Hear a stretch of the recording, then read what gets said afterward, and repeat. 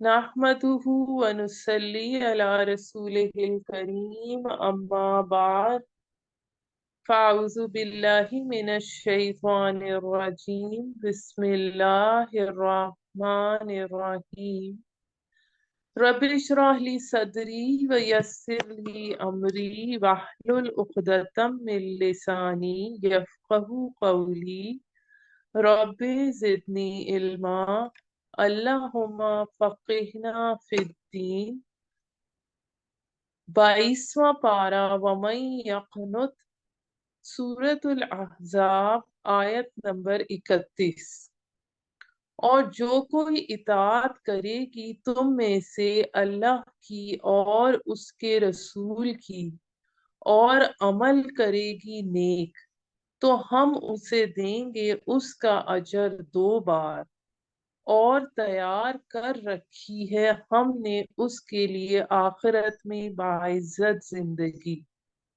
ए नबी की बीवियों, अब ये चूंकि नबी सल्लल्लाहु अलैहि वसल्लम की जो अज़वाज थी, जो बीवियां थी, उन्होंने आम खवातीन के लिए उसवा बनना था, इसलिए उन्हें और सिर्फ उस वक्त की खवातीन के लिए नहीं बल्कि ता क़यामत उम्मत की खवातीन के लिए उसवा बनना था। इसलिए अब आयत नंबर 32 से अज़वाज मुतहरात के लिए कुछ खुसूसी हिदायत हैं, जिनमें पहली हिदायत ये है कि ए नबी की बीवियों, तुम नहीं हो मानिंद किसी आम औरत के औरतों में से अगर तुम डरती हो अल्लाह से तो ना नरमी से बात करो।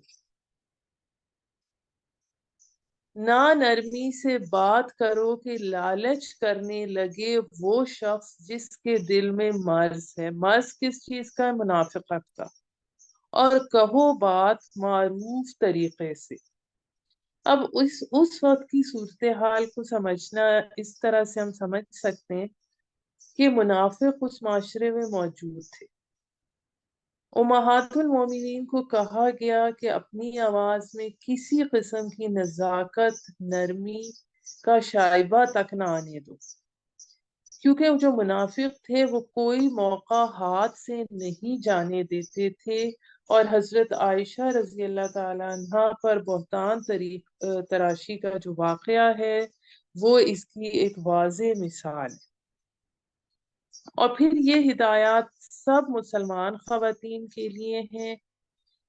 और टिक कर रहो, दूसरी चीज, और टिक कर रहो अपने घरों में, ना सजदज दिखाती फिरो।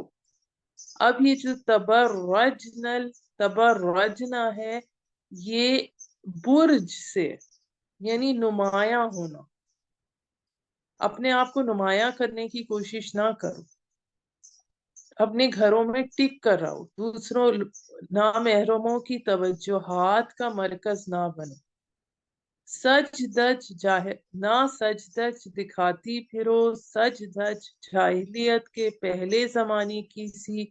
और कायम रखो नमाज और अदा करती रहो ज़कात और इताअत करो अल्लाह और उसके रसूल की।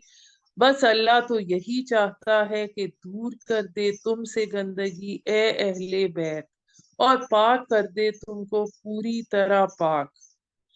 अब यहाँ तत्हीर से क्या मुराद है? इससे नफ्स, तहजीब नफ्स है और तज़किया बातिन है। और अहले बैत के लफ्ज में से हमें पता लगता है कि अज़वाज मुतहरात को कहा जा रहा है।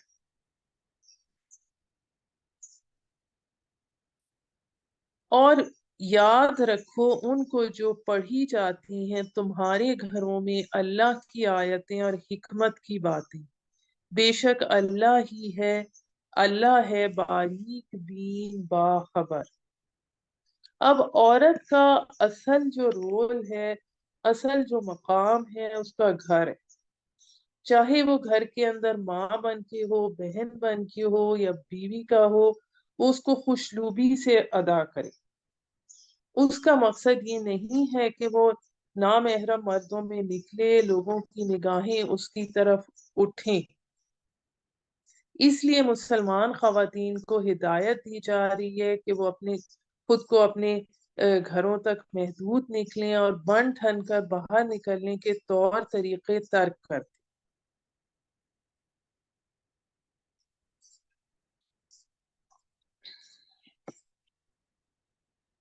پھر اس کے بعد آیت نمبر 35 جو ہے اس کی، آیت نمبر 35 سورہ احزاب کی اسی طرح اہم ہے جس طرح ہم نے چونکہ پہلے پڑھا کہ سورہ نور اور سورہ احزاب کا جوڑا ہے، اور سورہ نور کی بھی 35ویں آیت جو ہم نے پڑھی تھی وہ بہت اہم تھی، ایمان کی حقیقت پر تھی۔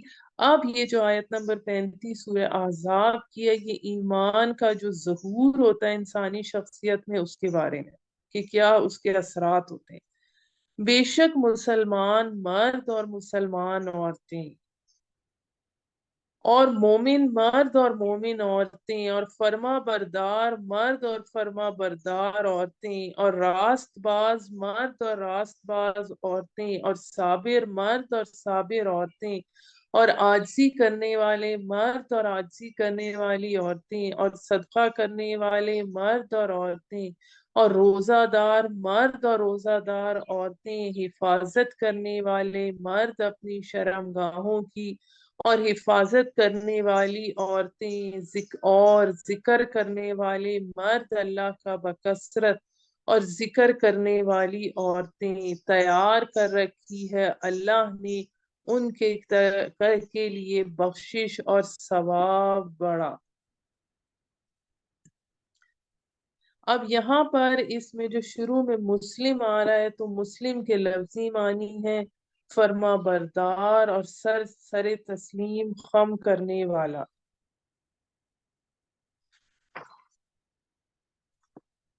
اور وہی جو ہم نے سورہ نور کی، جیسا کہ میں نے ابھی آپ کو بتایا، سورہ نور کی آیت نمبر 35 میں ہم نے پڑھا تھا کہ میں اس کا ترجمہ آپ کو سنا دیتی ہوں۔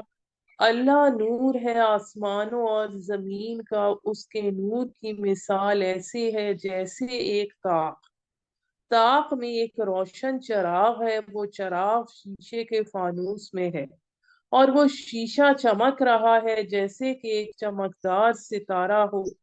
وہ چراغ جلایا جاتا ہے زیتون کے مبارک درخت سے جو نہ شرقی ہے اور نہ غربی، قریب ہے کہ اس کا روغن خود بخود روشن ہو جائے، چاہے اسے نہ چھوئے آگ۔ روشنی پر روشنی، اللہ ہدایت دیتا ہے اپنی روشنی کی جس کو چاہتا ہے، اور اللہ مثالیں بیان کرتا ہے لوگوں کے لیے جبکہ اللہ ہر چیز کا جاننے والا ہے۔ اور پھر اس آیت میں، سورہ احزاب کی آیت میں، دل میں حقیقی ایمان کے جاگزین ہونے کے باعث جو شخصیت کے اندر اوصاف پیدا ہوتے ہیں وہ اس میں آ رہے ہیں۔ اب ہمارے پاس جو آگے سلسلہ شروع جو بات آ رہی ہے وہ وہی ہے جس کی تمہید ہم پہلے رکوع میں پڑھ چکے ہیں سورت کی، اور نہیں ہے کسی مومن مرد اور نہ کسی مومن عورت کے لیے کہ جب فیصلہ کر دے اللہ اور اس کا رسول کسی بات کا کہ ہو انہیں اختیار اپنے کام ہے، اور جو کوئی نافرمانی کرے گا اللہ اور اس کے رسول کی تو بلا شبہ وہ مبتلا ہو گیا کھلی گمراہی میں۔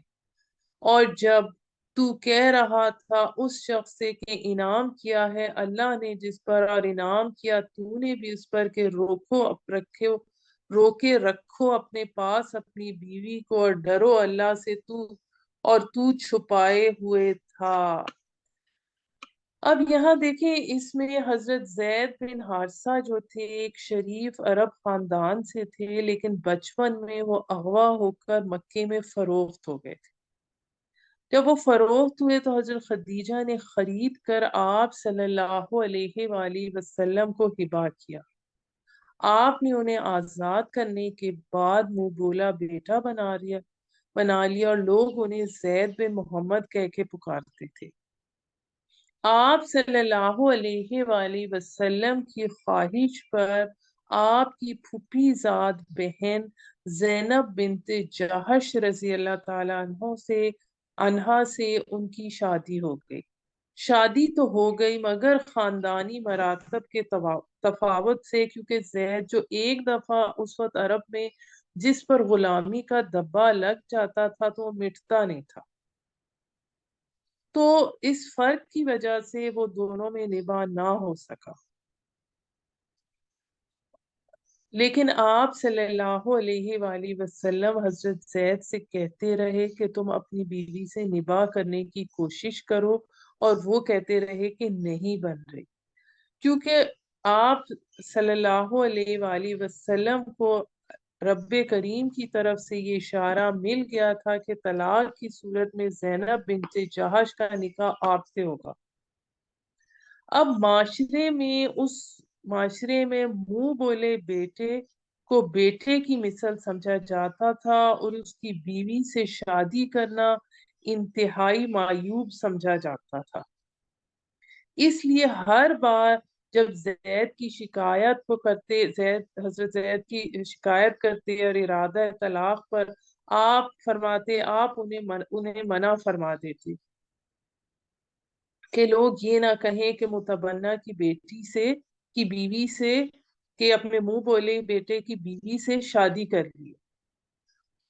اور یہی بات ہے جو کہ ابھی ہم آیت پڑھ رہے ہیں، آیت نمبر 37 کے، اور تو چھپائے ہوئے رکھا تھا کہ حضرت کے وہ نبی صلی اللہ علیہ وآلہ وسلم چھپا رہے تھے۔ حضرت عائشہ صدیقہ رضی اللہ تعالیٰ عنہ سے روایت ہے کہ اگر حضور صلی اللہ علیہ وآلہ وسلم وحی میں سے کچھ چھپانے والے ہوتے تو اس آیت کو ضرور چھپاتے، اور تو چھپائے ہوئے تھا اپنے دل میں جس کو اللہ ظاہر کرنے والا تھا، اور تو ڈرتا تھا لوگوں سے، حالانکہ اللہ زیادہ حقدار ہے کہ تو اس سے ڈرے۔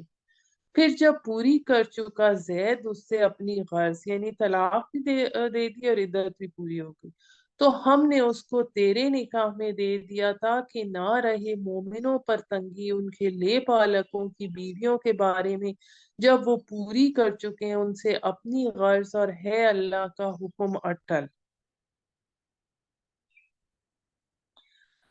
اب یعنی کہ مقصد یہ تھا کہ اس زمانے کا یہ جو رسم و رواج تھا کہ اپنی منہ بولے بیٹے کی بیوی سے متعلقہ سے نکاح نہیں کر سکتے تھے، اس رواج کو توڑنا تھا۔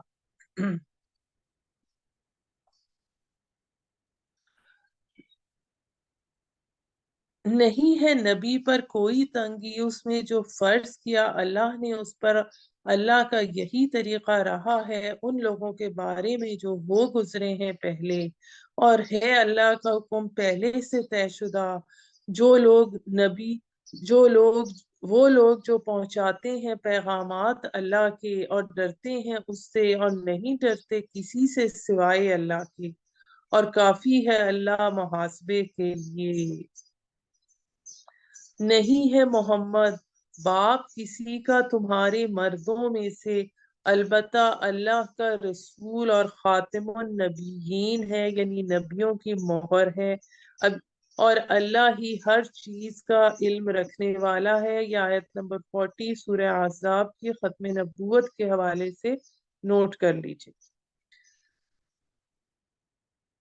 اب یہ حضرت عائشہ صدیقہ رضی اللہ تعالی عنہ فرماتی ہیں کہ جب حضور صلی اللہ علیہ وآلہ وسلم نے حضرت زینب بنت جہش سے شادی کر لی تو لوگ کہنے لگے کہ اپنے بیٹے کی بیوی سے شادی کر لی ہے۔ اس پر یہ آیت نمبر 40 جو تھی یہ نازل ہوئی، اور تو اللہ تعالیٰ نے معترضین کے جواب دیا کہ زید تو کیا آپ کسی بھی مرد کے باپ نہیں ہیں، کیونکہ آپ کے جو بیٹے پیدا ہوئے وہ سب بچپن میں فوت ہو گئے تھے، نیز آپ خاتم النبیین ہیں، اس لیے اصلاح بھی آپ کے ہی ذریعے سے ہونی تھی۔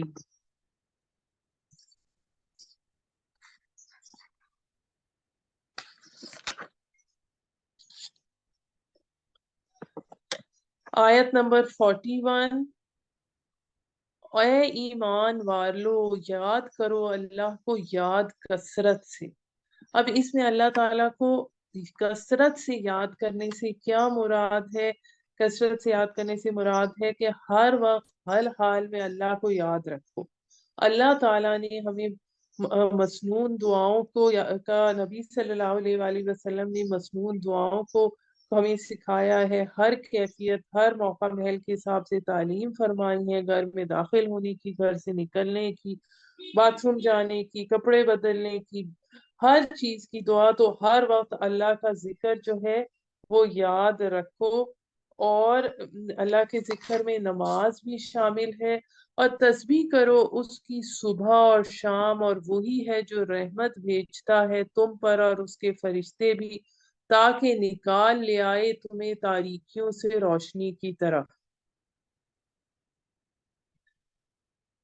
और वो है ईमान वालों पर निहायत रहम करने वाला। यानी आप सल्लल्लाहु अलैहि वसल्लम आफताब नबूवत और हिदायत हैं, जिसके तुलू होने के बाद किसी दूसरी रोशनी की जरूरत ही नहीं रही। उनकी बहम उनकी बाहमी दुआ जिस दिन उससे मिलेंगे सलाम होगी, और उसने तैयार कर रखा है उनके लिए बाइज्जत सिला। ए नबी, बेशक हमने भेजा तुझे गवाही देने वाला और खुशखबरी देने वाला और डराने वाला और बुलाने वाला अल्लाह की तरफ उसके हुक्म से, और चिराग रोशन। अब जो गवाही देने वाला है, इसके हवाले से हम मुख्तलिफ जगह पर कुरान मजीद की ये चीज पढ़ चुके हैं। सूरह बकरा की आयत नंबर 143 में आप पर शहादत की जिम्मेदारी के हवाले से बताया गया है। फिर सूरह हज की आखिरी आयत में भी ये मजमून इसी तरह आया है। यहाँ एक और बात ये बतानी जरूरी है कि जो फर्क होता है एक नबी का और एक रसूल का। नस्ल इंसानी में जो लोग नबूवत के लिए मुंतखब हुए वो सब अंबिया करार पाए। लेकिन जब किसी नबी को किसी खास कौम की तरफ भेजा जाता है तो उन्हें रिसालत मिल गई, और इस तकर्रुर के बाद वो रसूल बन गए। अब आप सल्लल्लाहु अलैहि वसल्लम की नबूवत का ज़हूर तो पहली वही के साथ हुआ, जिसमें सूरह अलक की पहली 5 आयत पर जो मुश्तमिल है। लेकिन आप पर इन आयत में ना तो तबलीग का हुक्म है और ना ही कोई जिम्मेदारी सौंपी गई है। इसलिए इसके जरिए सिर्फ आपकी नबूवत का ज़हूर हुआ था। आपकी रिसालत का आगाज सूरह मुदस्सिर की आयत से हुआ।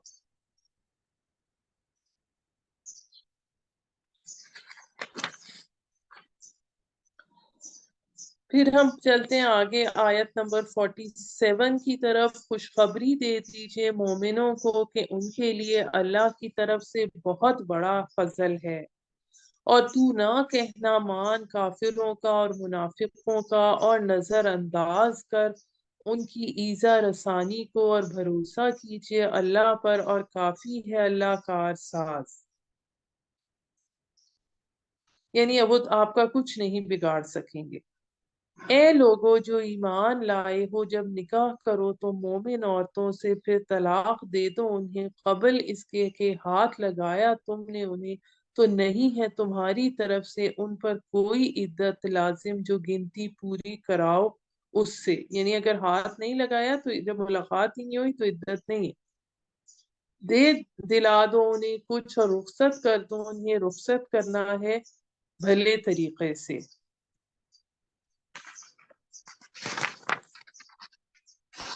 आयत नंबर 50। ए नबी, बेशक हमने हलाल कर दिया है तेरे लिए तेरी बीवियों को जिन्हें दे चुका तू उनके मेहर, और जिनका मालिक है तेरा दायां हाथ।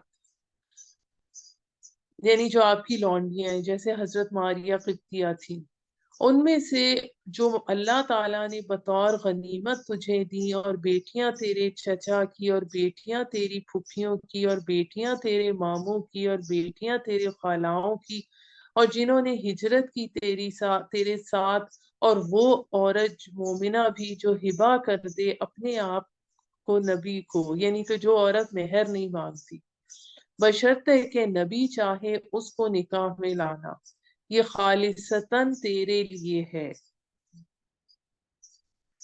یعنی یہ رعایت صرف آپ کے لیے، سب مسلمانوں سے الگ، البتہ ہمیں معلوم ہے جو فرض کیا ہے ہم نے ان پر بیویوں کے بارے میں اور ان کی لونڈیوں کے بارے میں، تاکہ نہ رہے تجھ پر کوئی تنگی، اور ہے اللہ بڑا بخشنے والا نہایت رحم کرنے والا۔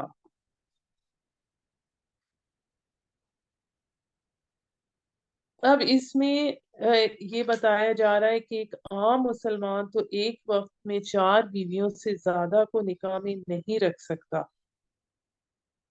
اسی طرح باندیوں کے بارے میں بھی کچھ قواعد اور ضوابط کی پابندی لازم ہے، لیکن حضور صلی اللہ علیہ وآلہ وسلم کے متعدد نکاح میں بہت سی حکمتوں اور مصلحتوں کا عمل دخل تھا۔ اب اس چیز کو ہم اس طرح سمجھ سکتے ہیں کہ حضرت عائشہ رضی اللہ تعالی عنہا 18 سال کی عمر میں بیوہ ہو، اس کے بعد ایک طویل مدت تک، اور امت مسلمہ جو خواتین تھیں، امت کی خواتین تھیں، ان کے لیے ایک معلمہ کا کردار ادا کرتی رہیں، جو خواتین کے مسائل تھے وہ ان کو مسائل کا انہیں جواب بتاتی رہیں۔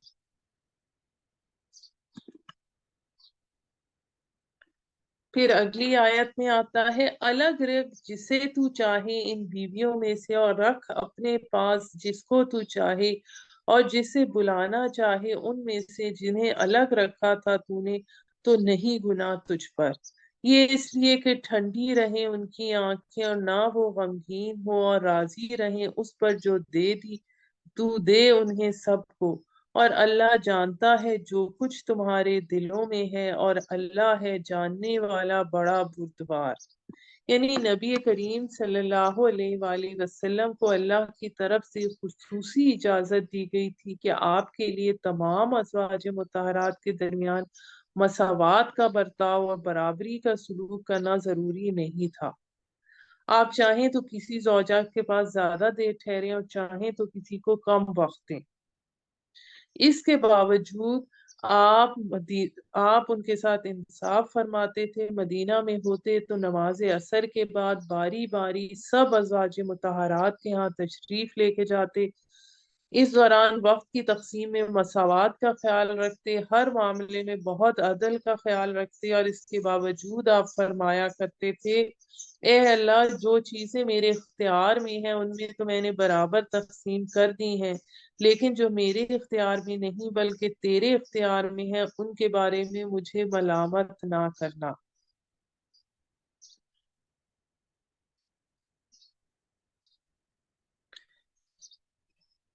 تاکہ یہ اس لیے کہ ٹھنڈی رہیں ان کی آنکھیں، اور نہ وہ غمگین ہوں، اور راضی رہیں اس پر جو تو دے انہیں سب کو، اور اللہ جانتا ہے جو کچھ تمہارے دلوں میں ہے، اور اللہ ہے جاننے والا بردبار۔ اب اس کے بعد اگلی چیز آ رہی ہے آیت نمبر 52 میں، حلال نہیں تیرے لیے دوسری عورتیں اس کے بعد، اور نہ یہ کہ تو بدل لے ان کی جگہ دوسری بیویاں، خواہ تجھے پسند ہو ان کی صورت، ماں سوائے تمہاری لونڈیوں کے، اور ہے اللہ ہر چیز پر نگراں۔ یعنی اب آئندہ اب آپ نہ تو مزید کوئی نکاح کریں گے، اور نہ ہی اپنی ازواج مطہرات میں سے کسی کو بیوی کو طلاق دیں گے۔ یعنی اگر انسان ہونے کی ناطے کسی عورت کی طرف آپ کی رغبت ہو بھی جائے تو بھی آپ کو نکاح کرنے کی اجازت نہیں ہے، کیونکہ یہ آیات فطرت انسانی کے تقاضوں کے مطابق ہے۔ حضور صلی اللہ علیہ وآلہ وسلم کا فرمان اس بات کو ظاہر کرتا ہے، مجھے تمہاری دنیا میں سے 2 ہی چیزیں پسند ہیں، عورتیں اور خوشبو، البتہ میری آنکھوں کی ٹھنڈک نماز میں رکھی گئی ہے۔ لیکن یہ جو پابندی ہے یہ باندیوں پر اس کا اطلاق نہیں ہوتا۔ آپ کی 2 باندیوں کا ذکر ملتا ہے، ایک حضرت ماریہ قبطیہ کا اور دوسرا حضرت ریحانہ کا۔ اے ایمان والو مت داخل ہو گھروں میں نبی کے مگر یہ کہ بلایا جائے تمہیں کھانے پر، اور نہ انتظار کرتے ہوئے کھانے کی تیاری کا، لیکن جب تم کو بلایا جائے تو وقت پر جاؤ، پھر جب کھا چکو تو اٹھ کر چلے جاؤ، یعنی ان کی پرائیویسی کا خیال رکھو، اور نہ بیٹھے رہو جی لگا کر باتوں میں، بے شک تمہاری یہ بات تکلیف دیتی ہے نبی کو، لیکن اس سے کہنے سے حیا آتی ہے تم سے، اور اللہ کو نہیں شرم کرتا حق بات سے، اور جب مانگو تم ان ازواج مطہرات سے کوئی چیز تو مانگو ان سے پردے کی اوٹ سے، یعنی اس کے بعد پھر دروازے پر پردے لٹکا دیے گئے، یہ زیادہ پاکیزہ ہے تمہارے دلوں کے لیے، یعنی آمنے سامنے نہ آؤ، اور ان کے دلوں کے لیے، اور نہیں جائز تمہارے لیے کہ تکلیف پہنچاؤ تم اللہ کے رسول کو، اور نہ یہ کہ نکاح کرو تم اس کی بیویوں سے اس کے بعد کبھی بھی، بے شک تمہاری یہ بات اللہ کے نزدیک بڑی ہے۔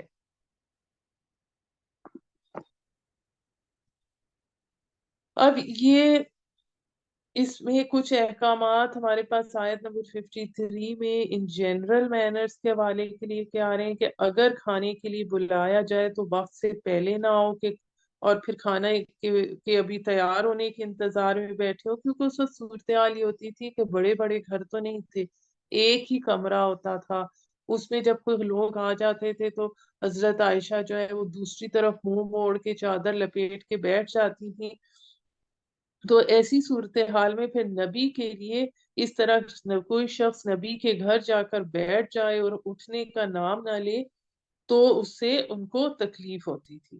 پھر ہمارے پاس اس آیت میں حجاب کا لفظ پہلی دفعہ آیا، اور اس کے حکم کے بعد دروازوں پر پردے لٹکا دیے گئے، اور اگر کسی غیر محرم کو امہات المومنین سے کوئی کام ہوتا تو پردے کے پیچھے کھڑے ہو کر بات کرتے۔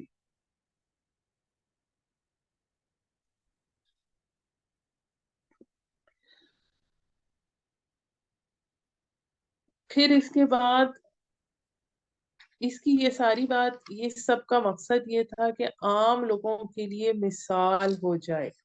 پھر اس میں ایک آیت میں ایک اور جو پوائنٹ آ رہا ہے وہ یہ ہے کہ جو آپ کی ازواج ہیں اس کے آپ کے بعد وہ کسی کو سے نکاح نہیں کر سکتی تھی۔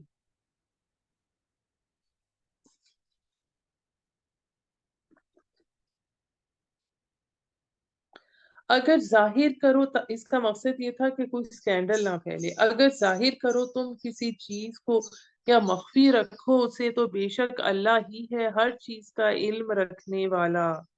نہیں ہے گناہ ان کے باپوں کے بارے میں، اور نہ ان کے بیٹوں کے، اور نہ ان کے بھائیوں کے بارے میں، اور نہ ان کے بھتیجوں کے بارے میں، اور نہ ان کے بھانجوں کے بارے میں، اور نہ اپنی عورتوں کے بارے میں، نہ اپنی باندیوں کے بارے میں، اور اللہ سے ڈرتی رہو، بے شک اللہ ہے ہر چیز پر حاضر اور ناظر گواہ، یعنی اب یہ بتایا گیا ہے گھر میں جو لوگ داخل ہو سکتے ہیں، زنانے میں کون جا سکتا ہے۔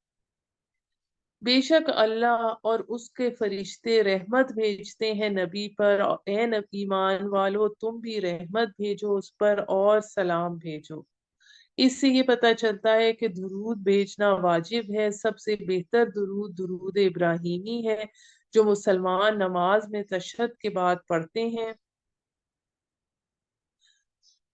بے شک جو لوگ تکلیف پہنچاتے ہیں، اب یہاں منافقین کا ذکر آ رہا ہے، اللہ اور اس کے رسول کو لعنت کی ہے ان پر اللہ نے دنیا میں اور آخرت میں، اور تیار کر رکھا ہے ان کے لیے عذاب رسوائی والا۔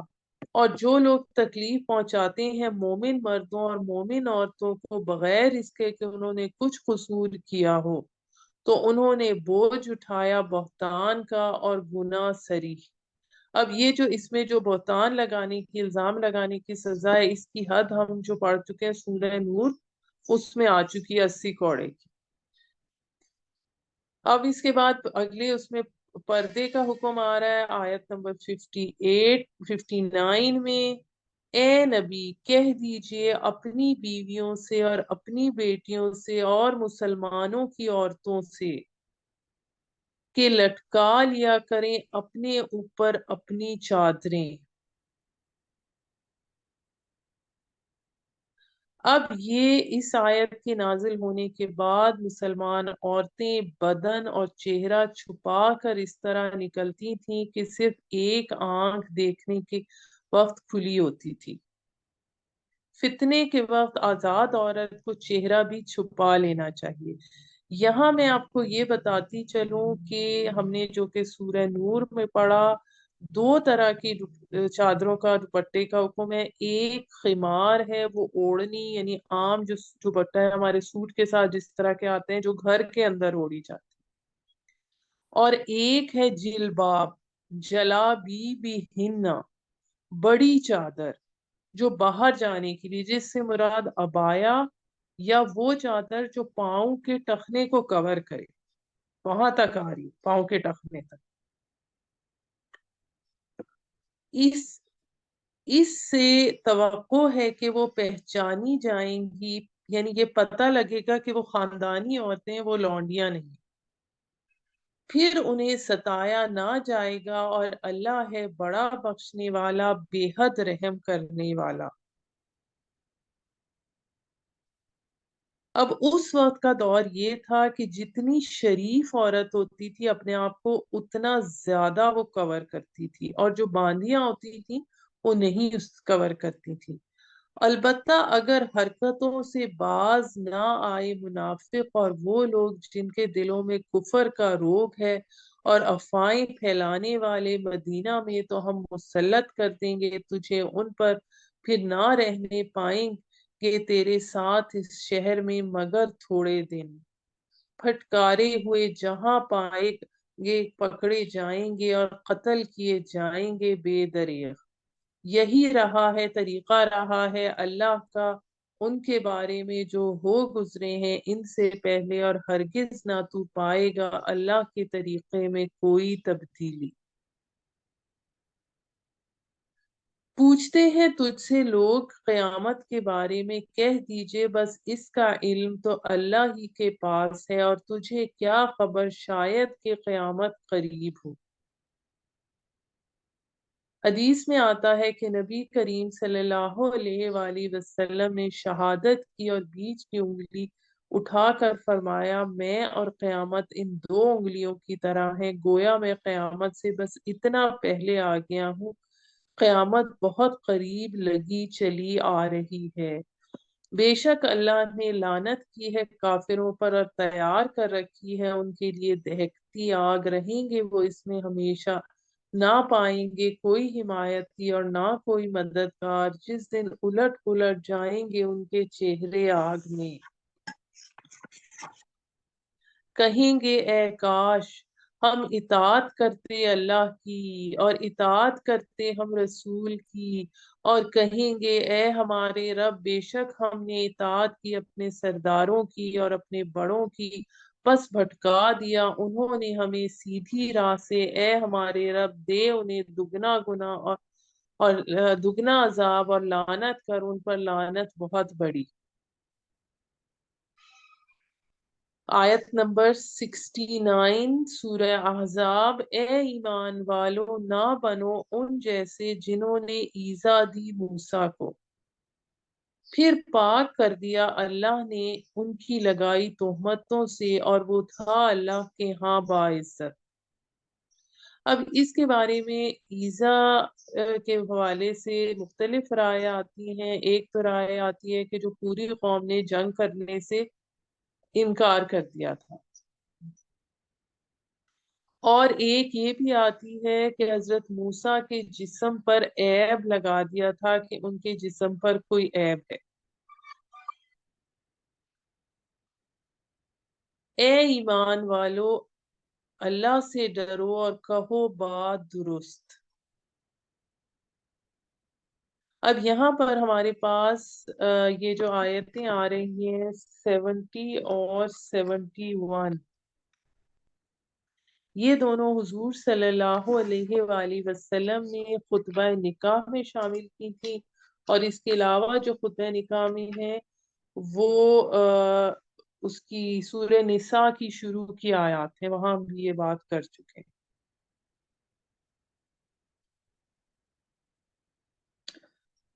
سورہ نساء کی آیات اور سورہ آل عمران کی آیت نمبر 102، یعنی پھر سے میں ریپیٹ کرتی ہوں، خطبہ نکاح میں جو آپ تلاوت کرتے تھے یہ سورہ احزاب کی آیت نمبر 71، سورہ نساء کی پہلی آیت اور سورہ آل عمران کی آیت نمبر 102، اور ان 4 آیات کا جو لب لباب ہے وہ تقویٰ ہے۔ اے ایمان والو، اللہ سے ڈرو اور کہو درست بات، درست کر دے گا وہ تمہارے اعمال اور بخش دے گا تمہارے گناہ، اور جس نے اطاعت کی اللہ اور اس کے رسول کی تو بے شک اس نے بڑی کامیابی حاصل کی۔ اب اس کے بعد جو ہمارے پاس آیت آ رہی ہے، بلا شبہ ہم نے پیش کی امانت آسمانوں کو اور زمین کو، اور پہاڑوں کو تو انکار کر دیا انہوں نے اس کو اٹھانے سے اور ڈر گئے۔ اب اس میں امانت کیا ہے، اس کے بارے میں مختلف رائے ہیں۔ ایک رائے یہ ہے کہ امانت روح ہے، اور ایک یہ کہ وہ امانت اللہ کے احکام اور فرائض ہیں، اور ڈر گئے اس کو اٹھانے سے، اور اٹھا لیا اس کو انسان نے، بے شک وہ تھا بڑا ظالم اور جاہل۔ یعنی ان سب نے، آسمانوں، پہاڑوں، زمین نے تو اپنا عز ظاہر کیا، مگر انسان نے کہا میں اٹھا لوں گا۔ نادانی سے اس نے اٹھا تو لیا، لیکن اٹھاتے ہی اللہ کے احکام کی خلاف ورزی کرنے لگا اور اللہ کی طرف سے مورد عتاب ٹھہرا، اور تب سمجھا کہ میں نے بڑی نادانی کی، اور اللہ سے معافی مانگنے لگا۔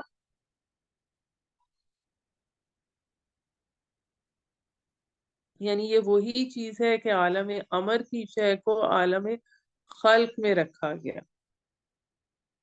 آیت نمبر 73، تاکہ عذاب دے اللہ منافق مردوں اور منافق عورتوں کو، اور مشرک مردوں اور مشرک عورتوں کو۔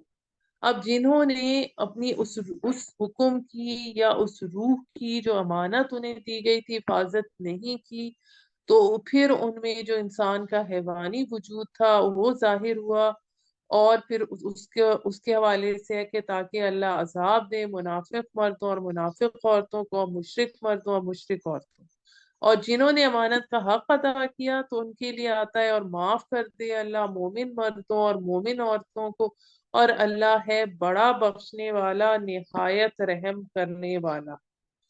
اس کے بعد ہماری آ رہی ہے سورہ سبا، اور اس کے حوالے سے میں آپ کو بتاتی چلوں کہ اس کا سورہ فاطر کے ساتھ جوڑا ہے، اور ان دونوں کا آغاز الحمدللہ سے ہوتا ہے۔ یہ بات ہم پہلے بھی کر چکے ہیں کہ قرآن کے آغاز میں سورہ فاتحہ الحمدللہ سے شروع ہوتی ہے، اس کے بعد 7-8 پاروں کے فرق سے صورت الحمدللہ سے شروع ہوتی ہیں۔ 7ویں پارے میں سورہ انعام کا آغاز اس سے ہوتا ہے، پھر 15ویں پارے میں سورہ کہف کا آغاز اس سے ہوتا ہے، اور پھر 22ویں پارے میں یہاں سورہ سبا اور سورہ فاتر دونوں الحمدللہ سے آتی ہیں، اور یہ کلمہ ہم سے شروع ہونے والی یہ آخری صورتیں ہیں۔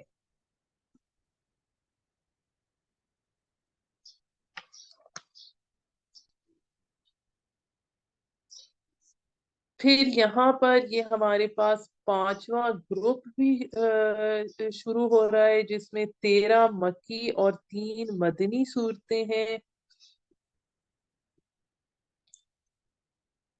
بسم اللہ الرحمن الرحیم، سب تعریف اللہ ہی کے لیے ہے، اسی کا ہے جو کچھ آسمانوں میں ہے اور جو کچھ زمین میں ہے، اور اسی کی تعریف ہے آخرت میں، اور وہ بڑی حکمت والا ہے۔ اب حمد کے حوالے سے یہ آتا ہے کہ میدان حشر میں حضور نبی کریم صلی اللہ علیہ وآلہ وسلم نے فرمایا کہ उस दिन यानी आखिरत वाले दिन मैदान हशर में हम्द का झंडा मेरे हाथ में होगा। आपने फरमाया कि उस रोज मैं जो हम्द करूंगा वो आज नहीं कर सकता। आखिरत की उस हम्द का आखिरी उम्मत के साथ खास ताल्लुक है। इसीलिए हुजूर सल्लल्लाहु अलैहि वसल्लम के अस्माए मुबारक मोहम्मद, अहमद, हामिद, इन सब का लुग़वी तौर पर लफ्ज हम्द के साथ ताल्लुक है।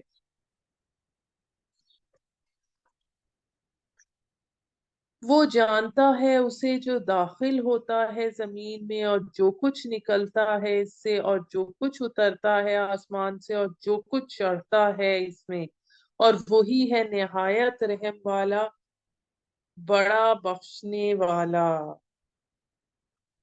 यानी उसमें चढ़ता क्या है? हमारे आमाल चढ़ते हैं। कहा उन लोगों ने जो काफिर हुए कि नहीं आएगी हम पर कयामत। कह दीजिए क्यों नहीं, कसम है मेरे रब की वो जरूर आकर रहेगी तुम पर। और जो गैब की बातें जानने वाला है, नहीं पोशीदा उससे जर्रा बराबर भी कोई शय आसमानों में और ना जमीन में, और ना छोटी इससे और ना बड़ी, मगर दर्ज है खुली किताब में, ताकि बदला दे अल्लाह उनको जो ईमान लाए और उन्होंने अमल किए नेक। यही लोग हैं, उनके लिए है मगफिरत और इज्जत की रोजी।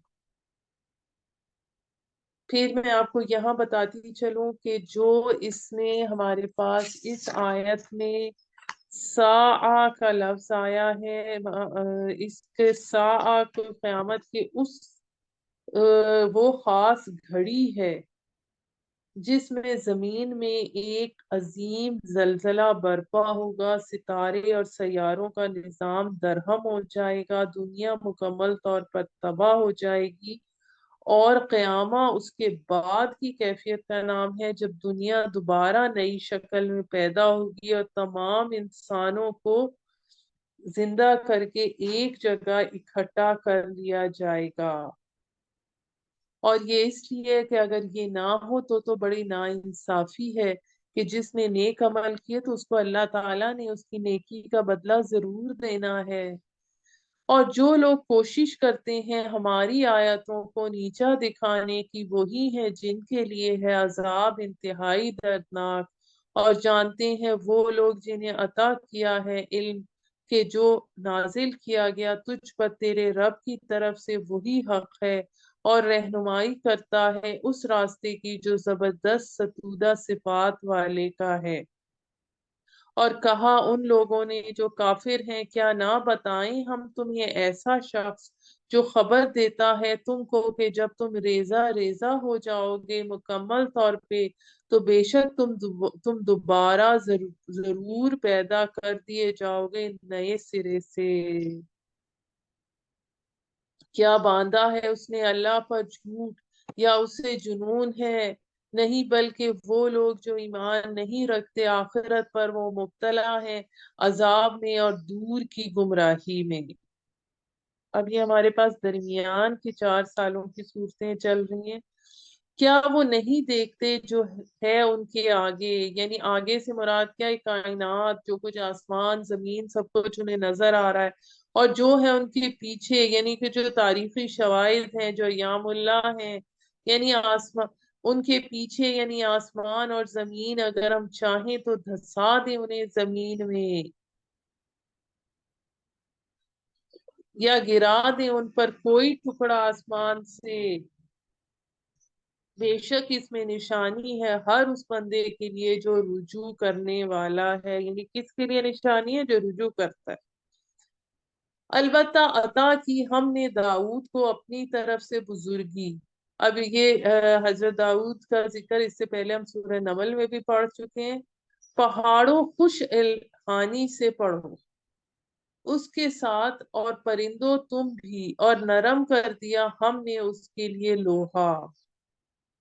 अब ये जो भी है ये तावीब से निकला है जिसके मानी है लौटाना, यानी जिस तरह एक गाने के एक बोल को सब मिलकर गाते हैं। ये یہ کہ بنا فراخ زرہیں اور ٹھیک اندازہ رکھ کڑیاں جوڑنے میں، اور تم عمل کرو نیک، بے شک میں ان کاموں کو جو تم کرتے ہو دیکھ رہا ہوں۔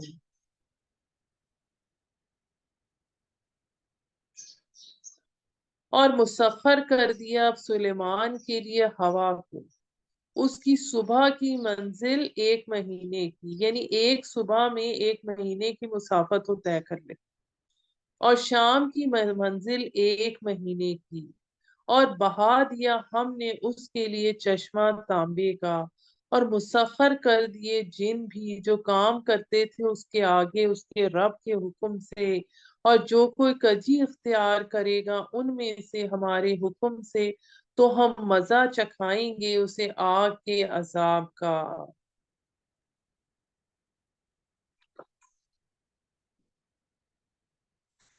یعنی اللہ تعالیٰ نے جو ان حضرت سلیمان علیہ السلام کے لیے جو چیزیں ان کے انڈر کر دی تھی، ایک تو ہوا تھی کہ جو وہ کہ اس زمانے کے فاصلے کے حساب سے جو 1 مہینے کا فاصلہ جتنے وہ ٹائم میں طے ہوتا تھا، وہ ایک صبح یا ایک شام میں طے کر دیتے تھے، جو چیزیں ان کے لیے مسخر کر دی تھی اور جن ان کے انڈر کر دیے تھے۔ آیت نمبر 13 میں آتا ہے، وہ بناتے تھے سلیمان کے لیے جو وہ چاہتا تھا، قلعے اور مجسمے اور پیالے حوض کی مانند اور دیگیں گڑی ہوئی۔ عمل کرو اے داؤد کے گھر والوں شکر کے طور پر، اور بہت کم ہے میرے بندوں میں سے شکر گزار بندے۔ اب اس میں جو مجسمے کے حوالے سے آتا ہے کہ اس وقت اس طرح کی چیزیں بنائی جاتی تھیں، لیکن پھر بعد میں شریعت محمدی میں مجسمے بنانا حرام قرار دے دیا گیا۔ پھر جب فیصلہ کیا ہم نے اس کی موت کا تو نہ آگاہ کیا جنوں کو اس کی موت کے بارے میں مگر زمین کے کیڑے نے، یعنی دیمک نے، جو کھاتا رہا اس کا سا۔ پھر جب وہ گر پڑا تو واضح ہو گیا جنوں پر کہ اگر ہوتا ان کو علم غیب تو نہ پڑے رہتے ذلت کے عذاب میں۔ اب اس سے ہمیں یہ کیا ایک اور چیز کیا پتہ چلتی ہے کہ جنوں کو بھی علم غیب کا نہیں پتا ہوتا، جو لوگ جنوں کو قابو کر کے ان سے وہی جو باتیں نکلواتے ہیں کاہنوں کی والی بات کو جو کرتے ہیں، تو اللہ تعالیٰ نے جنات کو حضرت سلیمان کی جنات نگرانی کر رہے تھے، حضرت سلیمان اپنے عصا کے سہارے کھڑے ہوئے تھے، جب آپ کی روح قبض ہو گئی تو آپ کا جسد مبارک اسی طرح کھڑا رہا، یہاں تک کہ دیمک نے آپ کی لاٹھی کو کھا کر کھوکھلا کر دیا، اور اس دوران جنات آپ کی موت سے بے خبر کام میں مصروف رہے، وہ یہی سمجھتے رہے کہ آپ کھڑے ہو کر ان کی نگرانی کر رہے ہیں۔ اس کے بعد ہمارے پاس جو اس سورت کا نام ہے قوم سبا، وہ قوم سبا کا ذکر آ رہا ہے۔ البتہ قوم سبا کے لیے تھی ان کی بستی میں ایک نشانی، 2 باغ دائیں طرف اور 2 باغ بائیں، اور 2 باغ دائیں طرف اور بائیں طرف۔ کھاؤ روزی سے عطا کردہ اپنے رب کی اور شکر کرو اس کا، شہر ہے پاکیزہ اور رب ہے بخشنے والا۔ اب قوم سبا 800 قبل مسیح کے لگ بھگ یمن کے علاقے میں آباد تھی۔ انہوں نے پہاڑی علاقے میں بہت سارے بند تعمیر کر رکھے تھے، جن میں سے سب سے بڑے بند کا نام سد معارف تھا۔ ان بندوں نے چھوٹی چھوٹی نہریں نکالی ہوئی تھی، میدانی علاقوں کو سیراب کرنے کا ایک نظام تھا، جس کی وجہ سے ان کے یہاں باغات کی کثرت تھی۔ باغات کے 2 بڑے سلسلے سینکڑوں میلوں تک پھیلے ہوئے تھے۔ بڑی طاقتور خوشحال قوم تھی، مگر آہستہ آہستہ یہ لوگ مذہبی اور اخلاقی زوال کا شکار ہونے لگے۔ اللہ تعالیٰ نے ان کی ناشکری اور سرکشی کی انہیں سزا دی، یعنی کہ انہوں نے کہا کہ ہماری لائف میں کوئی ایڈونچر نہیں ہے، سب کچھ صحیح صحیح چل رہا ہے، تو اللہ تعالیٰ نے ان کی تمام نعمتیں سلب کر لی۔ اللہ کے حکم سے ان کا سب سے بڑا بند سد معارف ٹوٹ گیا۔ یہ ایک بڑا خوفناک سیلاب آیا جس کے نتیجے میں और सैकड़ों मीलों पर फैले हुए बागात जो थे वो खत्म होके वहां जंगली झाड़ियां और बेरों के चंद दरख्त के अलावा वहां कुछ बाकी ना रहा। फिर उन्होंने मुंह फेर लिया तो भेज दिया हमने उन पर सैलाब जोर का और बदल दिया उन दो बागों को दो और बागों से, यानी दाएं और बाएं, कड़वे कसीले फल और झाड़ियों वाले और कुछ बेरियां थोड़ी सी। ये बदला दिया हमने उनके उन कुफर का, और नहीं बदला देते हम ऐसा मगर नाशुकरों को।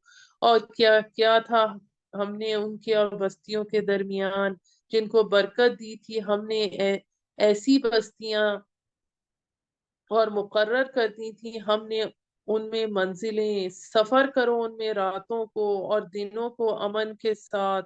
यानी कोई सफर भी होता था तो उसमें कोई अंदेशे नहीं होते थे, तिजारत बहुत अच्छी चलती थी, मशरिक और मगरिब की ट्रेड इनके पास थी। फिर कहने लगे हमारे रब, दूरी डाल हमारे सफरों में, और जुल्म किया उन्होंने अपने आप पर, सो बना दिया हमने उन्हें कहानियां और तितर बितर कर दिया हमने उन्हें पूरी तरह। बेशक इसमें निशानियां हैं हर सब्र करने वाले और शुक्र करने वाले के लिए। और अलबत्ता सच कर दिखाया इन पर इब्लीस ने अपना गुमान, फिर पैरवी की इसकी सिवाय एक ग्रोह के।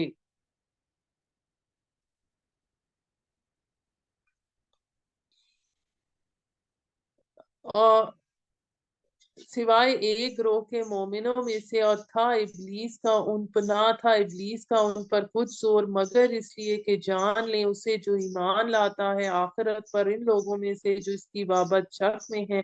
और तेरा रब हर चीज पर निगरान है। कह दीजिए पुकारो उनको जिनको तुमने गुमान कर रखा है माबूद सिवाय अल्लाह के। नहीं मालिक वो जर्रा बराबर भी शय के आसमानों में और ना जमीन में, और नहीं है उनकी इन दोनों में कोई हिस्सेदारी, और ना ही है अल्लाह का उनमें से कोई मददगार। और नहीं दफा देगी कोई सिफारिश उसके यहाँ मगर उसी के लिए कि इजाजत देगा वो उसके लिए, हत्ता कि जब दूर हो जाएगी घबराहट उनके दिलों से तो पूछेंगे क्या फरमाया है तुम्हारे रब ने। वो कहेंगे हक। अब ये फरिश्तों की बात हो रही, और वही है बुलंद और बरतर सबसे बड़ा। कह दीजिए भला कौन रोजी देता है तुम्हें आसमानों से और जमीन से। कह दीजिए अल्लाह। बेशक हम हैं या तुम हो हिदायत, बेशक हम हैं या तुम हो हिदायत पर या खुली गुमराही में। कह दीजिए ना पूछोगी तुमसे उसकी बाबत जो हमने जुर्म किए, और ना पूछोगी हमसे उसकी बाबत जो तुम करते हो।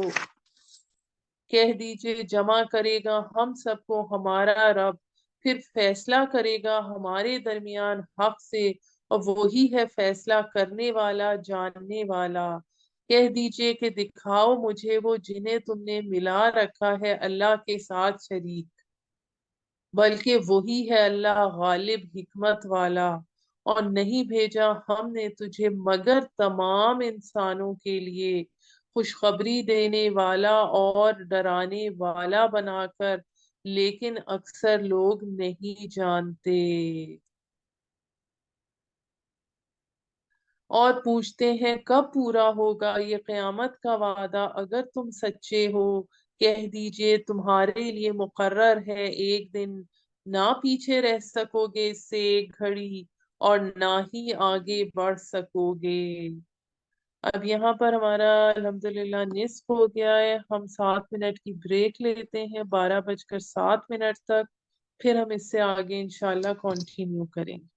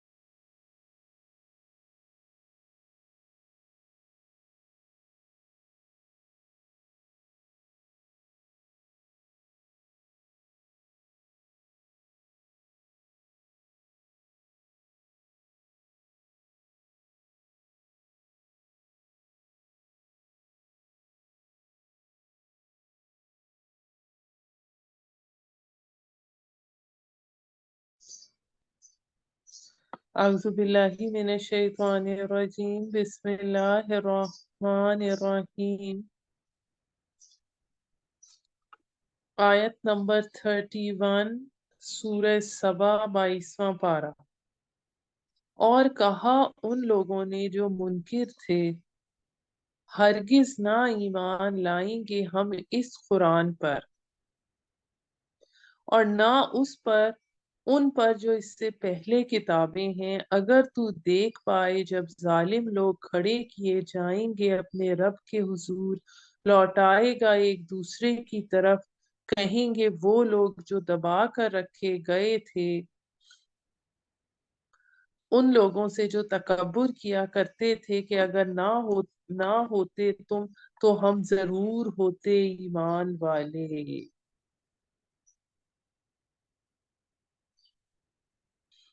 कहेंगे वो लोग जो तकब्बुर किया करते थे उनसे जो दबा कर रखे गए थे, क्या हमने रोका था तुम्हें हिदायत से बाद इसके कि जब आ गई थी तुम्हारे पास वो? नहीं, बल्कि तुम ही मुजरिम हो। अब यहाँ पर तावील खास के एतबार से यहाँ कुरैश के बड़े बड़े सरदारों की तरफ इशारा है जो अपने अवाम को हुजूर सल्लल्लाहु अलैहि वसल्लम से बरगश्ता करने के लिए तरह तरह के हरबे आजमाते थे। कयामत के दिन उनके अवाम उन्हें कोस रहे होंगे कि अगर तुम लोग हमारी राह में हायल ना होते तो हम जरूर ईमान लाने ला चुके होते और हमें आज का दिन ना देखना पड़ता। आयत नंबर 33। कहेंगे वो लोग जो दबाकर रखे गए से उठे उनसे जो तकब्बुर किया करते थे, नहीं बल्कि ये मकर था शब रोज का जब तुम हमें हुक्म दिया करते थे कि हम कुफर करें अल्लाह का और ठहराएं उसके साथ शरीक, और छुपाएंगे वो नदामत जब देखेंगे अजाब को, और डालेंगे हम तौफ गर्दनों में उनकी जो मुनकिर थे। नहीं बदला दिए जाएंगे वो मगर उसी का जो वो किया करते थे, और नहीं भेजा हमने किसी बस्ती में कोई डराने वाला मगर कहा उसके दौलतमंदों ने कि बेशक हम जो कुछ तुम देकर गए भेजे गए हो उसका इनकार करने वाले हैं।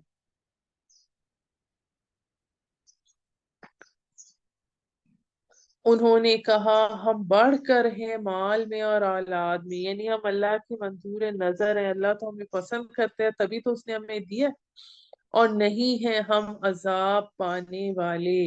अब आयत नंबर 35 में वही ये बात आ रही है जो हम सूरह कहफ में भी पढ़ चुके हैं कि वो कहते थे कि अल्लाह ने हमें दौलत और औलाद जैसी नेमतों से नवाजा है, इससे पता चलता है कि वो हमसे खुश है। चुनाचे हमें दुनिया में खुशहाली हासिल है तो आखिरत में भी हमें ऐश की जिंदगी मिलेगी। लेकिन अल्लाह ताला ने क्या फरमाया रसूल इसके बारे में? रसूल सल्लल्लाहु अलैहि वसल्लम इरशाद फरमाते हैं, अगर दुनिया की बुक़्क़त अल्लाह ताला के यहाँ मच्छर के पर के बराबर भी होती तो वो किसी काफिर को पानी का एक घूंट भी पीने ना देता। यानी जिस माल और औलाद पर ये इतराते फिरते हैं अल्लाह के नजदीक उसकी कोई अहमियत नहीं है। अक्सर लोग अल्लाह के इस तकसीम के फलसफे के बारे में ला इल्म हैं। उन्हें इस बात की समझ नहीं है कि रिस्क की कमी या ज्यादती का ताल्लुक किसी इंसान के अल्लाह के यहाँ महबूब होने या मखजूब होने से नहीं है।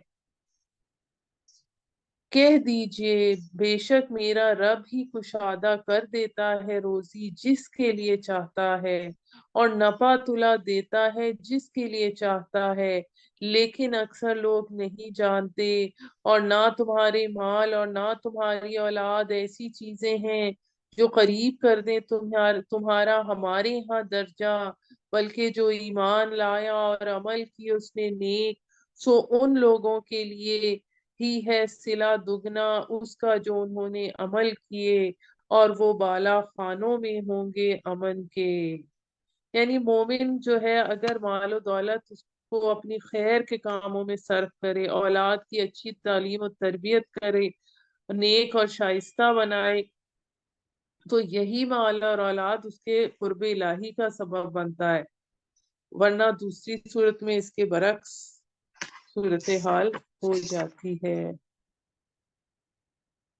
آیت نمبر 38، جو لوگ کوشش کرتے ہیں ہماری آیتوں کو نیچا دکھانے کی، وہی لوگ عذاب میں مبتلا کیے جائیں گے۔